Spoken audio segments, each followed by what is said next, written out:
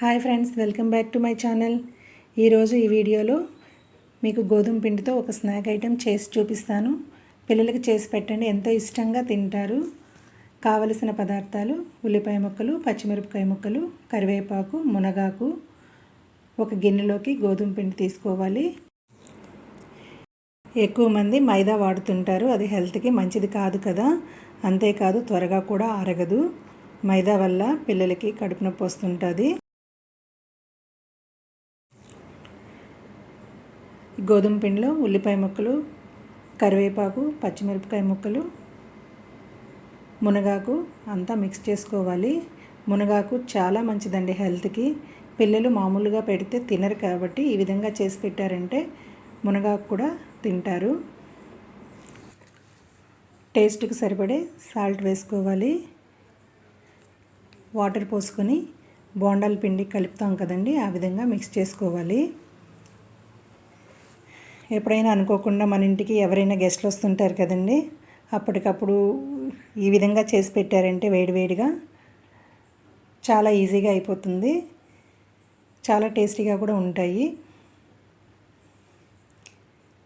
ఇలా బాగా మిక్స్ చేసుకున్న తర్వాత కొంచెం వంట సోడా యాడ్ చేసుకోండి, లేకపోతే పుల్లటి మజ్జిగ యాడ్ చేసినా బాగుంటుంది. ఎందుకంటే ఇది గుల్ల రావడం కోసం వేస్తారు. ఈ విధంగా మిక్స్ చేసుకొని ఒక 15 మినిట్స్ మూత పెట్టి పక్కన ఉంచేయండి. ఇప్పుడు స్టవ్ మీద ప్యాన్ పెట్టుకొని ఆయిల్ వేసుకొని, ఆయిల్ హీట్ అయిన తర్వాత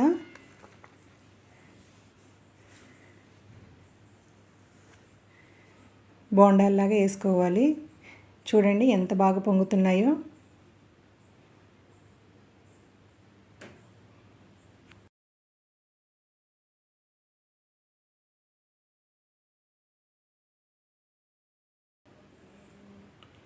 చాలా ఈజీగా అయిపోతుందండి ఈ స్నాక్ చేయడం.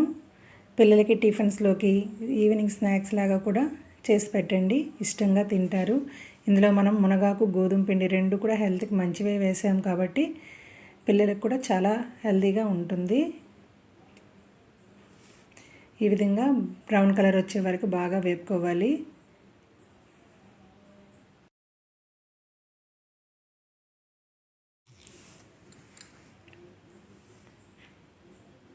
చూడండి, బాగా వేగిన తర్వాత ఒక గిన్నెలోకి తీసుకోవాలి.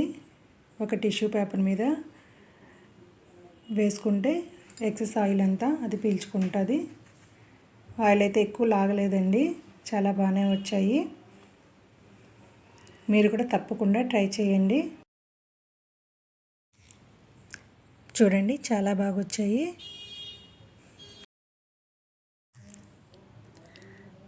Thank you for watching.